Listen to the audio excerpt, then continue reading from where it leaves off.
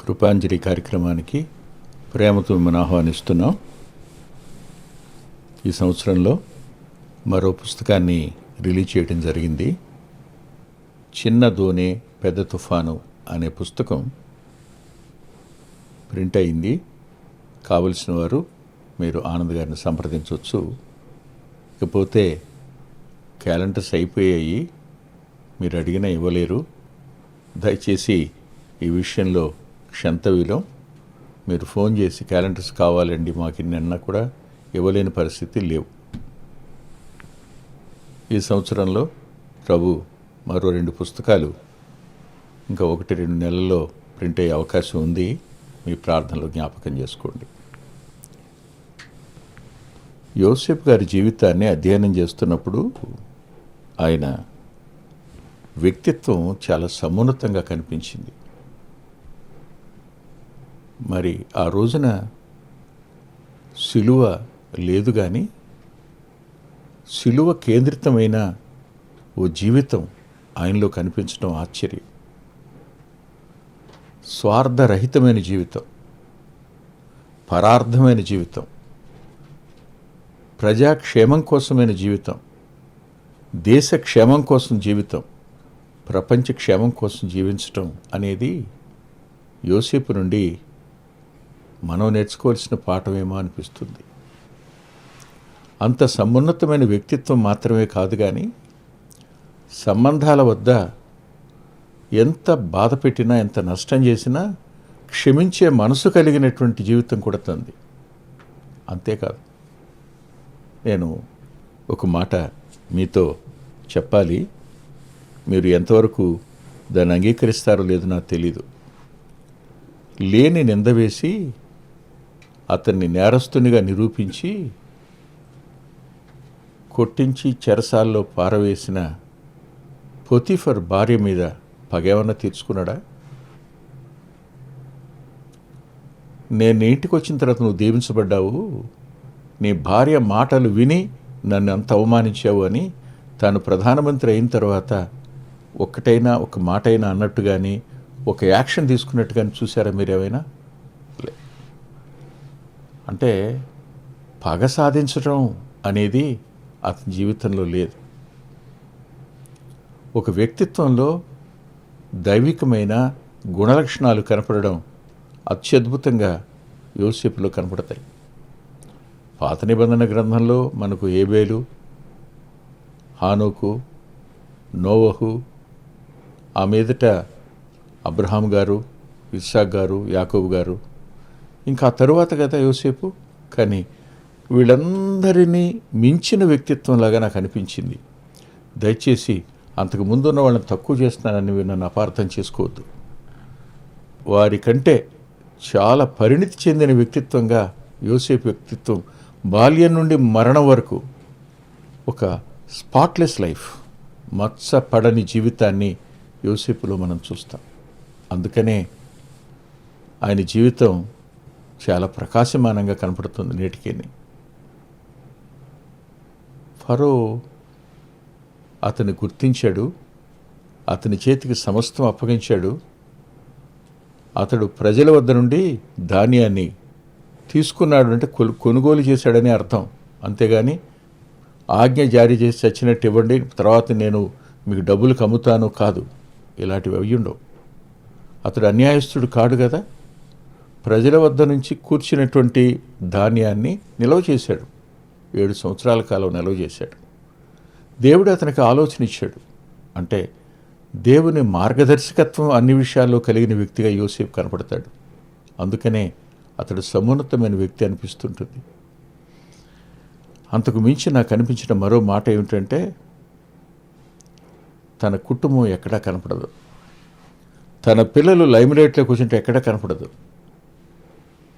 తన వారిని తనకు తానుగా తన కుటుంబాన్ని పైకి తెచ్చుకోవాలి అనే ఆలోచన కూడా ఎక్కడ యోసేపులో కనిపించదు. ఇది స్వార్థరాహిత్యం కాదంటారా? స్వయం లేని వ్యక్తిత్వం కాదంటారా? అనలేం కదా. మరో మాట కూడా చెప్పాలి. సంబంధాలను నిర్వర్తించే దగ్గర, రిలేషన్షిప్ని ఎప్పటి వల్లనే కొనసాగించుకునే దగ్గర కూడా యోసేపు ఘనుడుగాను శ్రేష్ఠుడుగాను అనిపిస్తాడు. ఐగుప్తు రాజుల ఎడల, రాజు కుటుంబం ఎడల అతనుకున్న సంబంధం, ఐగుప్తు ప్రజల ఎడల అతనుకున్న సంబంధం, అన్నదమ్ముల ఎడల అతనుకున్న సంబంధంలో, అతడు తన కుటుంబం ఎడల తనకున్న సంబంధంలో ఎక్కడా పొరపాటు చేసినట్టు కనిపించదు. ఇది అతనిలో కనిపించే అత్యున్నతమైన లక్షణాలు. క్రైస్తవ్యం, క్రైస్తవుడు ఏ దేశంలో ఉన్నా ఆ దేశం యొక్క క్షేమాన్ని కోరతాడు, కానీ ఆ దేశం నాశనం అయిపోవాలని కోరుకోడు. ఆ దేశ ప్రజలందరూ సుభిక్షంగా ఉండాలని కోరుకుంటాడే కానీ వారు కరువులో క్షీణించిపోవాలని కోరుకోడు. ఆలోచించండి, ఇంత సమున్నతమైన వ్యక్తిత్వం కలిగిన యోసేపు గారు ఈ 47వ అధ్యాయం ఒకసారి చూడండి, మళ్ళీ ఆదికాండంలో 20వ వచనం. అట్లు యోసేపు ఐగుప్తు భూములన్నిటినీ ఫరో కొరకు కొనెను. మరో మాట కూడా 20వ వచనం చివరి భాగం. ఐగుప్తీలందరూ తమ తమ పొలములను అమ్మివేసిరు గనుక భూమి ఫరోది ఆయను. అతడు ఐగుప్తు పొలిమేర యొక్క ఈ చివర నుండి ఆ చివర వరకును జనులను ఓళ్ళలోనికి రప్పించెను అన్నాడు. పొలాలన్నీ కొన్నవాడు వారు పొలాల మీద నివాసం చేయకుండా అవన్నీ రాజు అయ్యాయి గనుక వాళ్ళని తమ గ్రామాల్లోకి పిలిపించేశాడు. గ్రామంలో నివసించడం, ఇక పొలాల మీద నివాసం లేదు, కరువులో ఉండకుండా వారిని గ్రామాల్లోనికి రప్పించాడని రాశాడు. ఇక్కడ మనకు కనిపించేది ఏమిటంటే, దేశ భద్రత, ప్రజల యొక్క క్షేమం ఒంటరిగా ఉంటే, పొలాల్లో ఉంటే ఎందుకు ఈ బ్రతుకు కరువులు అని మరణించే మనసు వస్తుంది ప్రజలకి. తమను తాము అంతం చేసుకునే ఆలోచనలు కూడా కలుగుతాయి. వాటన్నిటి నుండి తప్పించడానికే అతన్ని ఊళ్ళలోకి రప్పించాడని రాశాడేమో పరిశుద్ధాత్మదేవుడు. ఆశ్చర్యం అనిపిస్తుంటుంది. ఇంత జాగ్రత్త తీసుకునే వ్యక్తిత్వం ఎవరికి ఉంటుందో మీరు చెప్పండి, ప్రభువు తప్ప. అంటే యోసేపులో దేవుని మనసు కనపడుతుంది. మీకు గుర్తుందా, ఫిలిప్పీ పత్రిక రాస్తూ పౌలు గారు ఆత్మ ద్వారా 2వ అధ్యాయం అంటారు, క్రీస్తుయేసును కలిగిన ఈ మనసు మీరు కూడా కలిగి ఉండండి అంటాడు. అంటే ప్రభు మనసు కలిగిన వాడుగా యోసేపు కనపడతాడు. రాజాంతఃపుర క్షేమాన్ని చూశాడు, ప్రజల క్షేమాన్ని చూశాడు. అంతటితో అయిపోలేదు. అతడు చూసిన క్షేమం గురించి ఇంకొంచెం ముందుకు వెళ్ళి చూద్దాం. చూడండి దయచేసి 22వ వచనం. యాజకుల భూమి మాత్రమే అతడు కొనలేదు. ఎందుకని? సహజంగా దేవునికి తమ కాలాన్ని, తమ జీవితాన్ని అప్పగించుకున్న వారి విషయంలో ఓ ప్రత్యేకమైన శ్రద్ధ కనపడుతుంది యోసేపులో. ఈ శ్రద్ధ సీనాయి పర్వతం తరువాత దేవుడు వారిలో ఒక వర్గాన్ని ఏర్పరిచి వారిని లేవీయులని, యాజకులని చేసి వారిని ఆయన తానే పట్టించుకున్నట్టుగా తర్వాత కనపడుతుంది. కానీ ముందస్తుగానే యాజకులను పట్టించుకున్నాడు అన్నప్పుడు వారు వీరు అనే వ్యత్యాసం చూపించలేదు. ఏ దేవుణ్ణి అనుసరిస్తున్నారని చూడలేదు. దేవుని కోసం తమ జీవితాలను అంకితం చేసుకున్న వారి విషయంలో అతడు పట్టింపు కలిగి వారి భూములు తీసుకోలేదు అన్నాడు. వారి భూముల మీద రాజ్యాధికారం లేకుండా చేశాడు. ఎందుకని చెప్పండి? దేవుని యందు భయభక్తులు ఉన్నవాడు ఎవడైనా తప్పు చేయలేడు. నిజంగా భయము, భక్తి దేవుని ఎడల ఉన్నవాడు ఎతటి వాడికి హాని తలపట్లేడు. దేవుని యందు భయభక్తులు కలిగిన వాడు ఎవడైనా ఎదటి వాడిని చంపలేడు. దేవుని యందు భయభక్తులు కలిగిన వాడు ఎవడైనా సరే, వాళ్ళు దేవుని కలిగిన వారు, దేవుని యందు భయభక్తులు కలిగిన వారు, దేవుని కోసం తమ కాలాన్ని, తన జీవితాన్ని అప్పగించుకున్నవారు అనే సత్యం వద్ద అతడు ఒక అద్భుతమైన నిర్ణయం తీసుకున్నాడు. వాళ్ళ పొలాలు తీసుకోకూడదు. ఆ పొలాలు రాజువి కావు. ఇది చిన్న విషయం అనుకుంటున్నారా మీరు? ఒక స్పెషల్ ప్రివిలేజ్ అనేది యాజకులకు అతడిచ్చాడు. అన్ని భూములు రాజువే ఎక్సెప్ట్ యాజకత్వానికి తప్ప, యాజకులవి తప్ప. ఇది ఓ మంచి మాట. అంతేకాదు, కొంచెం ముందుకు వెడదాం చూడండి. యాజకుల భూమి మాత్రం అతడు కొనలేదు అని యాజకులకు ఫరో భత్యములు నియమించెను అన్నాడు. ఇదంతా యోసేపు గైడెన్సే. వాళ్ళకి పంట లేదు, వాళ్ళు బ్రతకాలి, వాళ్ళ పొలాలకు కూడా కరువు ఉంది. కానీ వారి బ్రతుకు తెరువు కోసం వారికి జీతాన్ని, భత్యం జీతం అన్న ఒకటే, వాటిని అతడు ఆ దినాన్ని నిర్దేశించి ఫరోతో వాళ్ళకి జీతం ఇప్పించాడు. అంటే వారు రూకలు లేనివారు కాల. రాజు ధనాగారంలో వారికి పాలిభాగం ఉంది. కారణం ఏంటంటే ఈ కరువుకు పరిష్కారం చేసింది దేవుడు కదా. దైవికమైన పరిష్కారం దగ్గర దేవుని కోసం సమస్తాన్ని సమర్పించుకున్న వారి విషయంలో పట్టింపు కలిగి ఐగుప్తు రాజైన ఫరో చేత వారికి జీతాలను నియమించటం అనేది కూడా చిన్న సంగతి ఏం కాదు, చాలా పెద్ద సంగతి. అతడు భూములు తీసుకోలేదు వాళ్ళవి. వాళ్లకు నెల నెల ఇంత అని ఇచ్చినప్పుడు వారు కరువు బారిన పడరు. వారు ఆ ద్రవ్యంతో కొనుక్కోగలరు. యోసేపు దగ్గరికి వచ్చి ఆ ద్రవ్యంతో తమ కుటుంబాలను వారు పోషించుకోగలరు. ఇవన్నీ ఆనాడు యోసేపు అంతరంగానికి వచ్చిన అసలు ఏమనాలి, అడ్మినిస్ట్రేషన్లో ఉన్న అద్భుతమైన శక్తి సామర్థ్యాలు కనిపించినాయి. ఊహకు అందదు కదూ. తర్వాత మాట చూద్దాం చూడండి. ఫరో ఇచ్చిన భత్యం వలన వారికి భోజనము జరిగను గనుక వారు తమ భూములను అమ్మలేదు. భూములు కొనలేదు, అమ్మే అవకాశం వాళ్ళకి ఇవ్వలేదు. వాళ్లకున్న భూములు వాళ్ళకే ఉన్నాయి. కానీ ఫరో ధనాగారంలో నుండి వారికి అందవలసింది అందింది కనుక వారికి భోజనం జరిగింది అని చెప్పి వ్రాసిపెట్టాడు. అందుకనే భూమి ఫరోది అనే మాట నేటికి ఉంది. అది అంత మాత్రమే కాదు కానీ 26వ వచనం చూడండి. అప్పుడు 5వ భాగము ఫరోదని నేటి వరకు యోసేపు ఐగుప్తు భూములను గురించి కట్టడ నియమించెను. యాజకుల భూములు మాత్రమే వినాయింపబడిను, అవి ఫరోవి కావు. కరువు తీరిన తర్వాత మళ్ళా వర్షాలు పడే టైంకి వారికి అవసరమైన విత్తనం కూడా యోసేపు ఇచ్చాడు ప్రజలందరికీ. ఎవరి దగ్గర విత్తనాలు లేవు. 7 ఏళ్ల కాలం భూమి అంతా బీడుపడిపోయినప్పుడు గత సంవత్సరం విత్తనాలు మొలిచే అవకాశం లేదు. 7 సంవత్సరాల కాలం తరువాత అవి అందులో జీవం ఉండే అవకాశం లేదు. ప్రతి విత్తనం, అది గోధుమైనా ఎవలైనా ఏవైనా, అవి పొట్లిపోయే అవకాశం ఉంటుంది తప్ప జీవాన్ని కాపాడుకోలేవు. ఈ కారణం చేత ఐగుప్తులో భూములు తీసుకున్నటువంటి వారందరికీ తిరిగి వారి పొలాలను సేద్యం చేయటం కోసం యోసేపే వారికి విత్తనాలు ఇచ్చాడు. విత్తనాలు ఇచ్చినప్పుడు ఒక మాట అన్నాడు, పండించండి, కానీ పంటను 5 భాగాలు చేయండి, 1 భాగం తెచ్చి 4 భాగాలు మీరు ఉంచుకోండి, 1 భాగం తెచ్చి ఫరో ఇవ్వండి అన్నాడు. అంటే వాళ్ళు ఎవరు కాదంటారు? భూములు సేద్యం చేసుకోండి, ఈ భూమి మీరు సేద్యం చేసినందుకు గాను మీరు కౌలు కట్టండి, లేదా సంవత్సరానికి 5వ భాగం తెచ్చి రాజాంతపురానికి ఇవ్వండి అన్నాడు. ఇది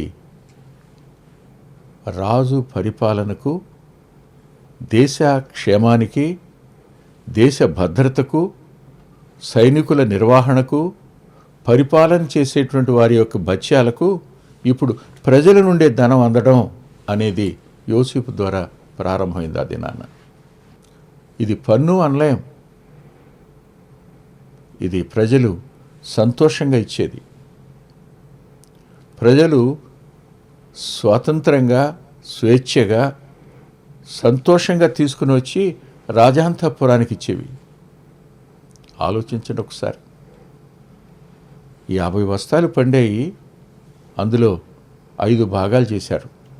అంటే 40 బస్తాలు భూస్వామికి ఉంటుంది. 10 బస్తాలు తెచ్చి రాజు యొక్క ధాన్యాగారంలో పోస్తారు. మీరే ఆలోచించాలి. ఇవన్నీ చేయడానికి యోసేపుకు ఎలా సాధ్యమైంది? ఒకటే, దేవుడు అతనికి తోడుగా ఉన్నాడు. దేవుడే అతనికి ఆలోచన ఇచ్చాడు. దేవుడే అతని పరిపాలకునిగా నియమించాడు. ఆయన ఆలోచన, ఆయన నడిపింపు మేర యోసేపు వీటన్నిటినీ జరిగించుకుంటూ వచ్చాడు. ఈరోజు మన దేశంలో పొలాలు కానీ, ఉద్యోగాలు కానీ, చదువులు కానీ రావడానికి దేవుడు కారణం కాడా? ఆనాటి దేవుని పిల్లలు కారణాలు కారా? కానీ కాలం వెంట మర్చిపోతారు. ఎవరికి జ్ఞాపకం ఉండదు. ఫరోయే మర్చిపోయినప్పుడు ప్రజలు మర్చిపోవటం ఎంత? నిర్గమాకాండ 1వ అధ్యాయంలో రాస్తాడు, యోసేపును ఎరుగని రాజు పరిపాలనకు వచ్చాడని. గతంలో దేవుని పిల్లల వల్ల మేలు పొందిన ప్రజలున్నారు, ఇప్పుడు వాళ్ళందరూ మరుగైపోయారు. ఆనాటి దేవుని పిల్లల పని కూడా, వారి పేర్లు కూడా జ్ఞాపకం లేనంతగా కాలంలో ముందుకు వెళ్ళిపోతారు, మర్చిపోతారు. ఆనాడైనా ఈనాడైనా జరిగే దుస్థితి అదే. యాకోబు పిల్లల మీద ఫరోకు అంత కోపానికి గల కారణం ఏంటి? ఇప్పుడు చూడండి ఒక మాట. 47వ అధ్యాయంలో 27వ వచనం. ఇశ్రాయేలీయులు ఐగుప్తు దేశమందరి గోషేను ప్రదేశంలో నివసించిరి. అందులో వారు ఆస్తి సంపాదించుకొని సంతానాభివృద్ధి పొంది మిగుల విస్తరించిరి అని రాశాడు. అంటే యోసేపు దేశ క్షేమాన్నే కాదు, తన కుటుంబ క్షేమాన్ని కూడా పట్టించుకున్నాడు.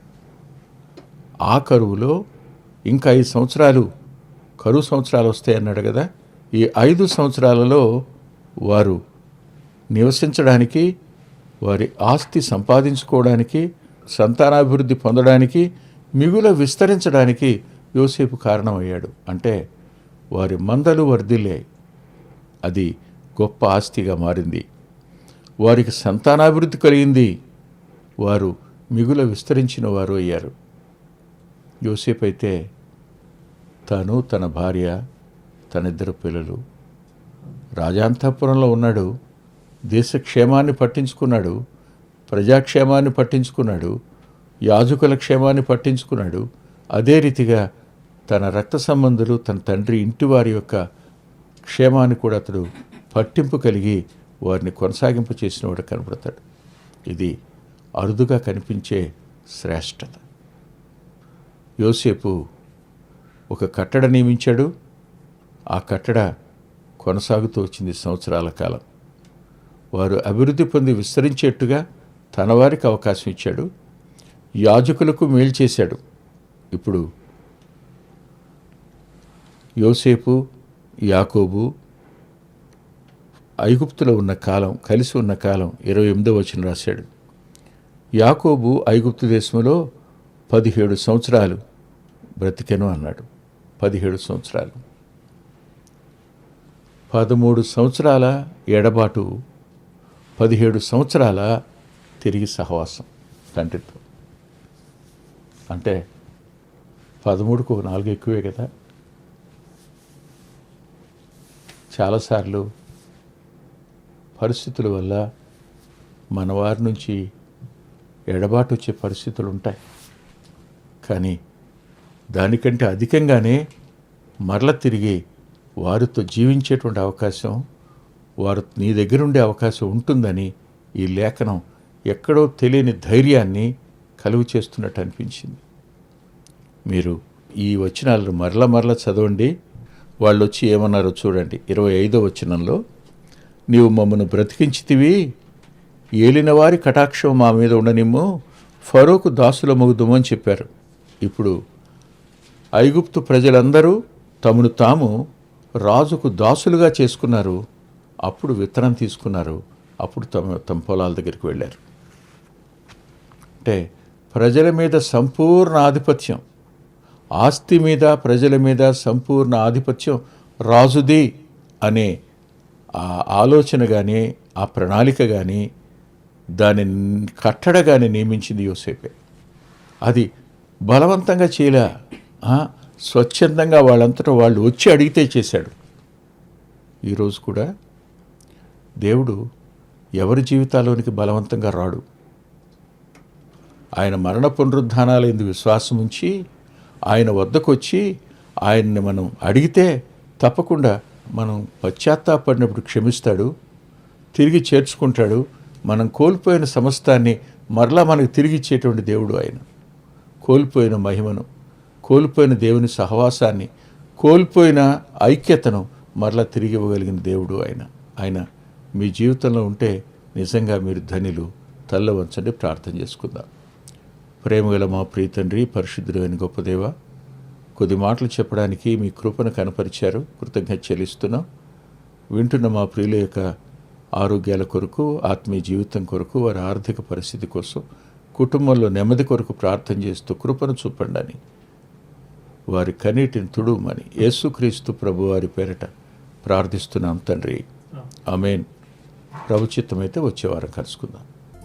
అంత్యోకు నుండి వెలువడిన పుస్తకాలు ఇప్పటికీ 36 ఉన్నాయి. ఒకటి ప్రచురణలో లేదు. అయితే వాంగ్మయాన్ని గురించి నేను 3 విభాగాలు చేసి మీతో చెప్తాను. మొదటి విభాగం కొంతమంది భక్తుల చరిత్రలు. ఆ భక్తుల చరిత్రలు మన జీవితాలకు అద్భుతమైన మార్గదర్శకత్వాన్ని చూపిస్తాయి. ఆ మీదట కొన్ని పుస్తకాలు తర్జుమా చేయబడిన బుక్స్ ఉన్నాయి. అవి కూడా ప్యూరిటన్ రైటర్స్ రాసినటువంటి పుస్తకాలు. అవి ఆత్మీయ ప్రత్యక్షతనిచ్చే పుస్తకాలు. ఇకపోతే తరువాతవి దేవుడు కృప చూపించి లేఖనంలో నుంచి నాతో రాయించిన అనుభవాలు. ఈ అనుభవాల దగ్గర అనేకమైన సంగతులు మీకు కనిపిస్తాయి. అవి ఆత్మీయ పాఠాలే కానివ్వండి, దావీదు జీవితమే కానివ్వండి, ఇలాంటివి.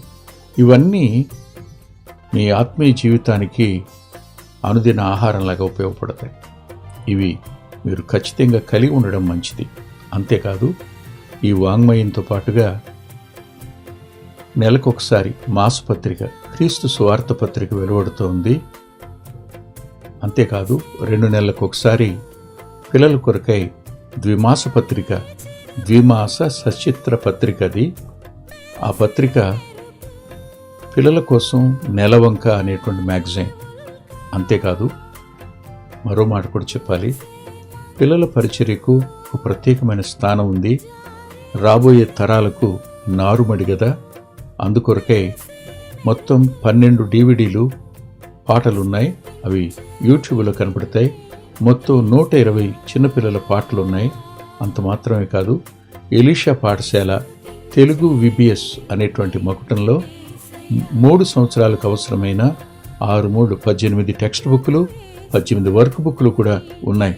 వీటిని మీరు మీ సహవాసాలు తీసుకుని మేలు పొందాలని హృదయపూర్వకంగా కోరుతున్నాను.